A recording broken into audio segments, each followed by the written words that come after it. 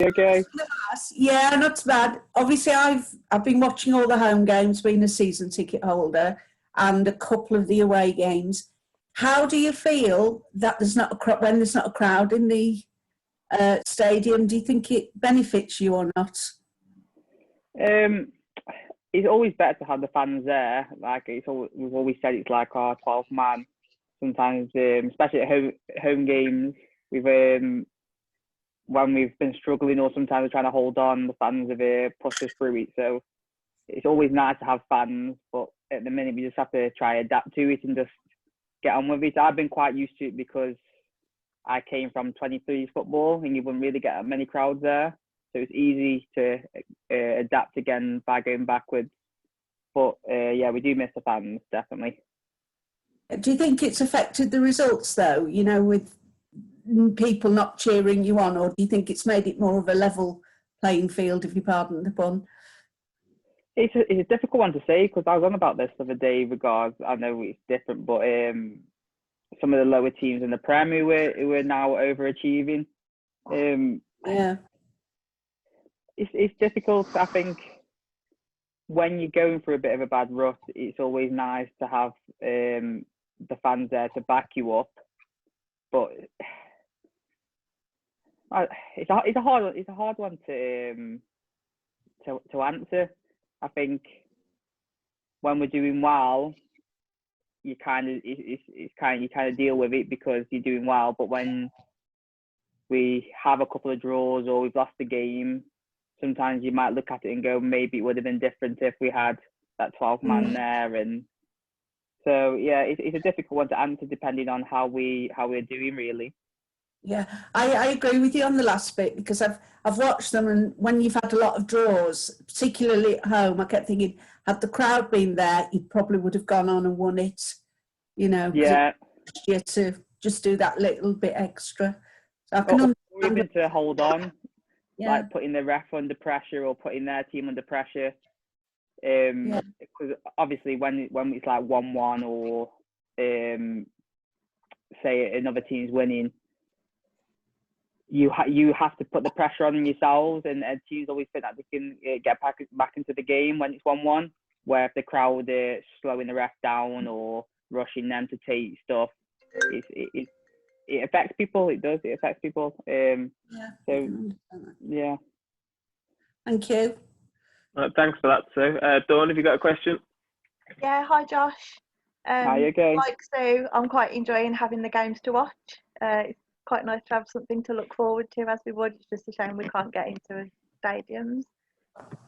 My question's kind of around, before lockdown and COVID, I played quite a bit of netball myself. And we had evening games in the freezing cold at this time of year outdoors. And I always struggled to sleep and things afterwards and to wind down. How do you go about that when you have like evening games? Do you find the same kind of thing?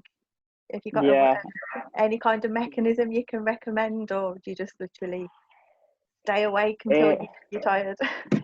Yeah. I think a lot of us are the same because your adrenaline's still going, and especially with all these pre-workouts and stuff you have, and then if you have one at half time, you're screwed then because you're up till 5 o'clock in the morning.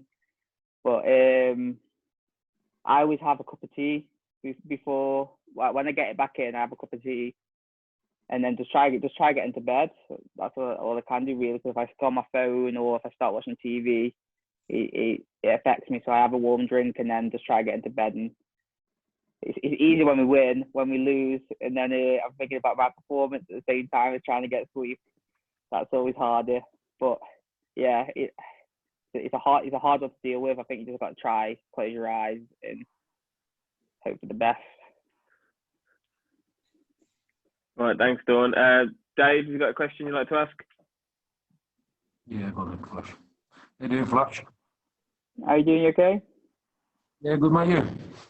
Yeah, not too bad. Not too bad. How did you think about making your 100th appearance for playing for Walsall when we played Oldham? I said it in the press. I didn't even realise it was my 100th appearance. I think, especially these 2 seasons, they've kind of merged into one, so it feels like everything's just constant anyway. So I've not really you think about the next game, and then the next game and the next game so quickly. So when I got told it, I was surprised, but I'm proud to make my 100th appearance. I didn't think I got there so fast. Didn't feel like it's been that many. And hopefully I can go on and get some more and become more of an experienced player in the team, especially with the young lads coming through. What do you think of the new signings we've made for the on the loan? I think they've been good so far. They come into training, they settled in well. They're hardworking. They want to improve. And Ty, when he started against Vale, he showed what he's capable of. So hopefully, the new lads who come on and they have their little debuts, hopefully they'll do the same and help us to get where we need to get. All right, thanks for that, Dave. I'll see you later, Flash. Very good questions. Amy, have you got a question you'd like to ask? Hi, Josh. Hi, you okay? Yeah, good, thanks. Are you? Yeah, good. Good. My question's more of a personal one, as in when you eventually finish playing football professionally, what would you like to do, or what would you have liked to do if you hadn't have made it professionally? Well, I came from a different route. I got released from Stoke when I was in year 10, going to year 11. And then I kind of fell into the non-league process. Like, because my issue was, at that time, I wasn't able to play with lads above my own age because of my height and silly reasons like that. So I went into non-league to play men's football to be able to develop myself. And at the same time, I went to college and then I went on to go to university, and I did coaching there. And I used to work in primary schools teaching PE. So like our company would go into different schools and teach that. And that was the route I was going at the time. As soon as I finished uni, I got offered a contract in Scotland, but I turned it down. And then I thought, I'm going to finish uni.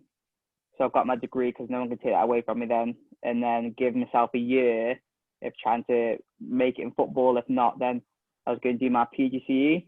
So I was going to try to go into high school teaching. But then,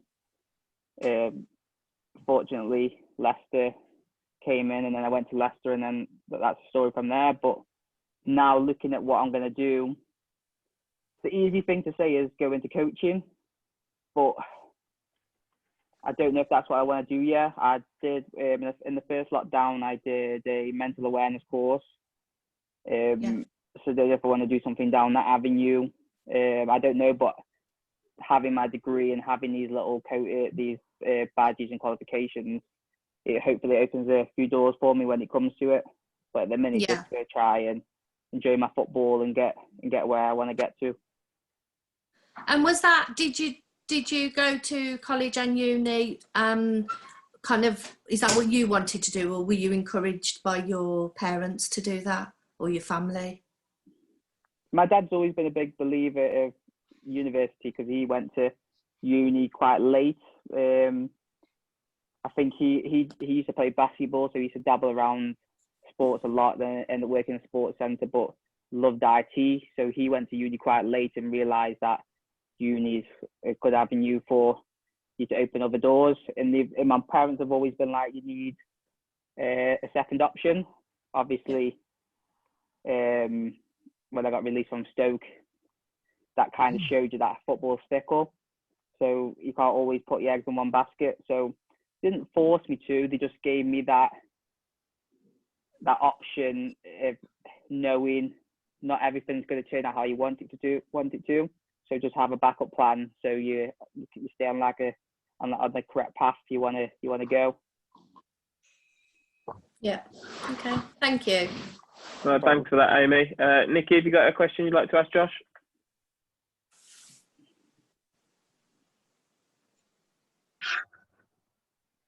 The question I'd like to ask, I mean, you're obviously very, very healthy and fit and very motivated person to get where you've got to. What advice would you give to people like us as mere mortals to kind of get fitter and stay on the straight and narrow? What kind of tips would you give to be good each day? Don't go all gung go. I think just do little bits each day. I'm sometimes, even though I'm an athlete, like I enjoy my lazy days and having chocolate and stuff. And some days I'm like, right, I can't eat chocolate now. I'm on a diet, and trying to cut all ties to bad things or trying to do everything all at once. I think you set yourself up for failure. So just little goals each day. That's probably my best advice for me. If it's going for a walk for 15 minutes one day, half an hour the next day, maybe try a little class on YouTube. I used to enjoy my Joe Wixies in the lockdown. Just little things like that. You got like a daily. Off. You got like an inspirational motto or a daily affirmation that you say to yourself or anything?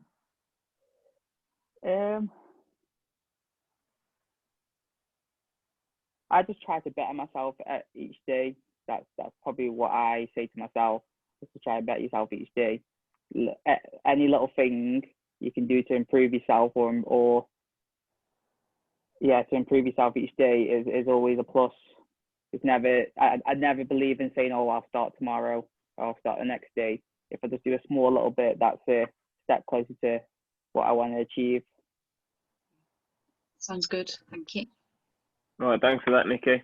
There was a couple of more questions, Josh. A couple of the guys are big Walsall fans, but they're at work at the moment. They couldn't make it. They did want some other stuff as well. They wanted a shout out and some signed memorabilia. But I was like, lads, you're asking too much here. But I think the main question that they had was, which formation do you prefer to play in? And then do you prefer to play wide or up front? I have to be careful what I say, yeah. No, I'm joking. Carry on. Obviously, I'm a striker.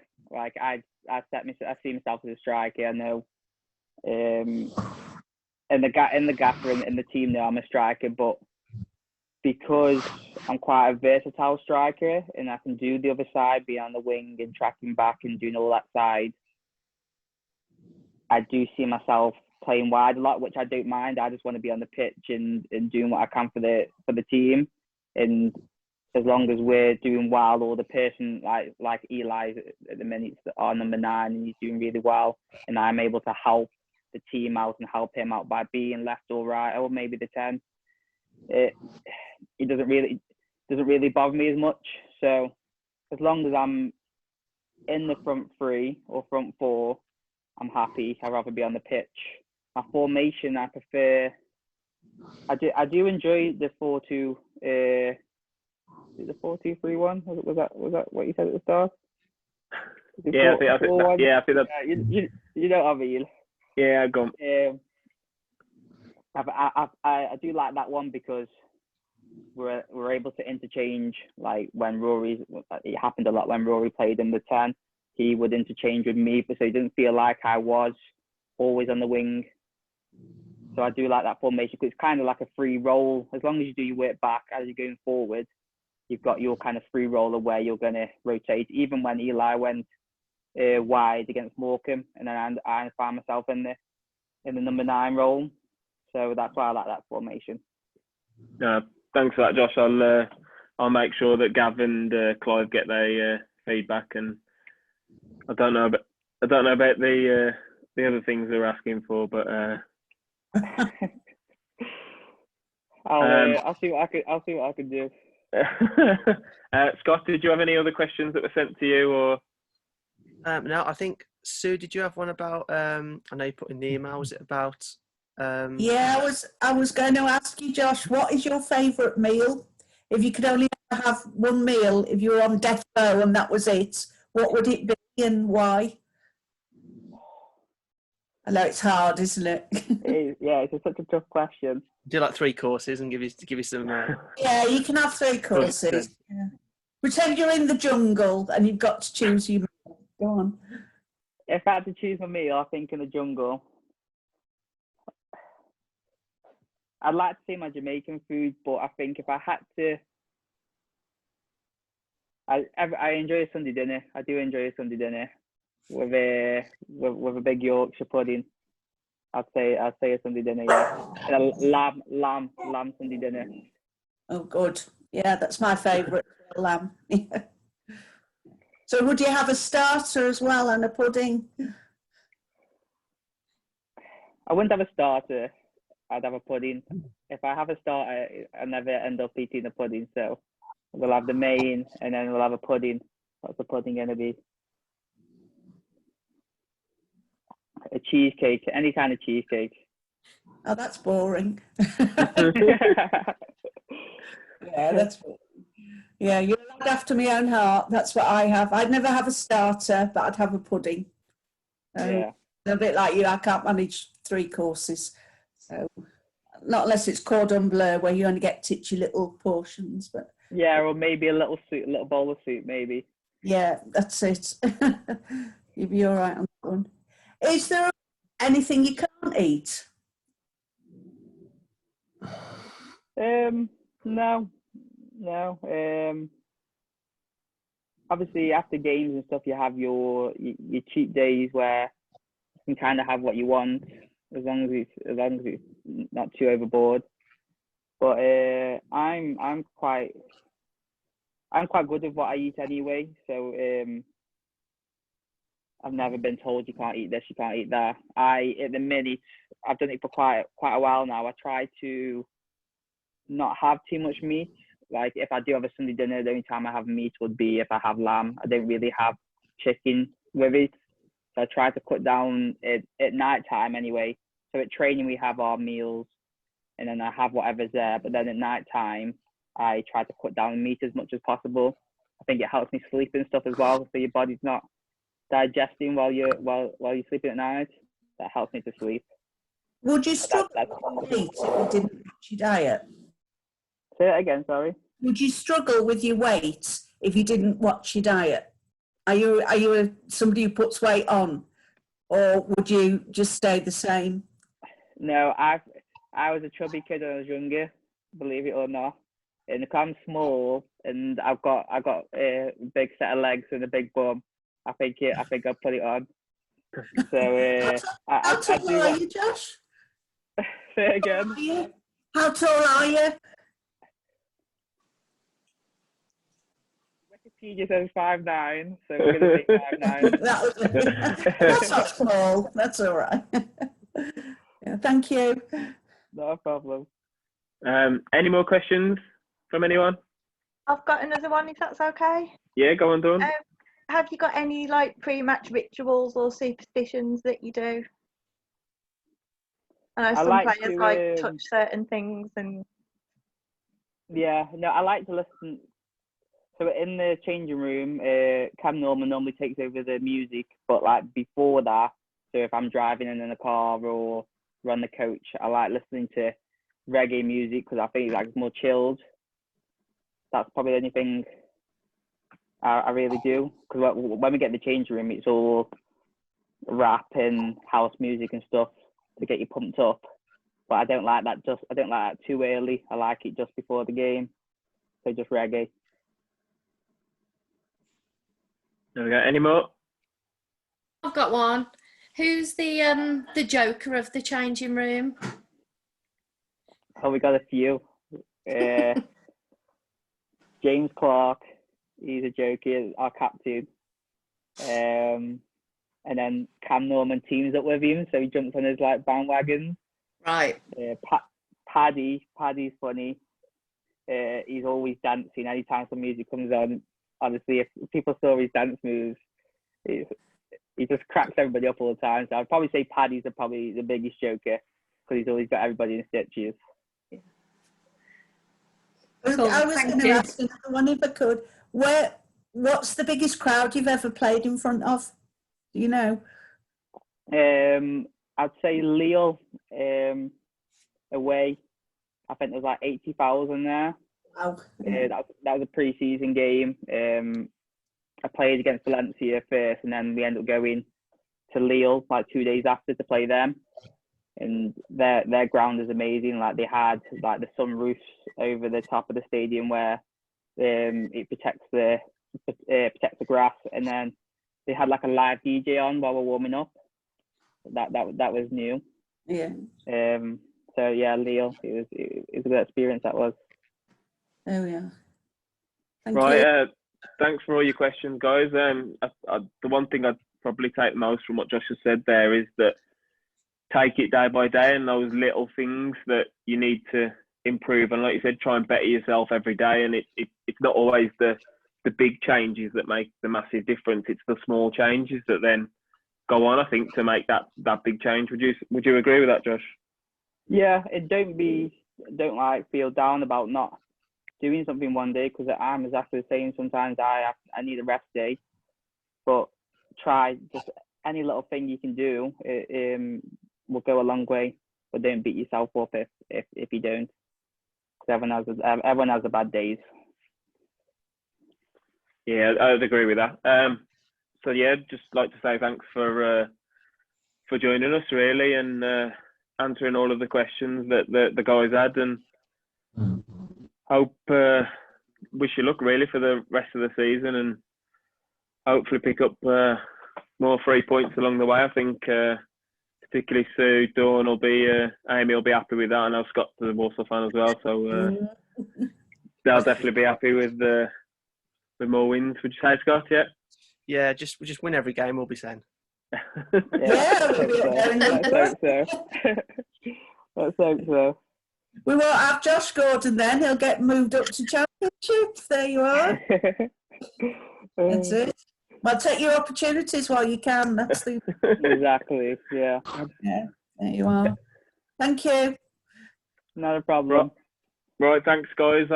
We'll wrap it up there. But I said we'll try and do some more between obviously the participants that have been on various different programs that we're running. And said thanks for coming, and especially Josh, thanks for joining us and answering all of the questions.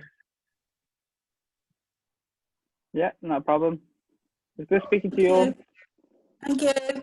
Thank you. Take care. Bye. Thank you. Look after yourselves. Thank you. Right, thanks for coming, everyone. Cheers. Bye. Thank you. Bye. Bye. Bye, Zin.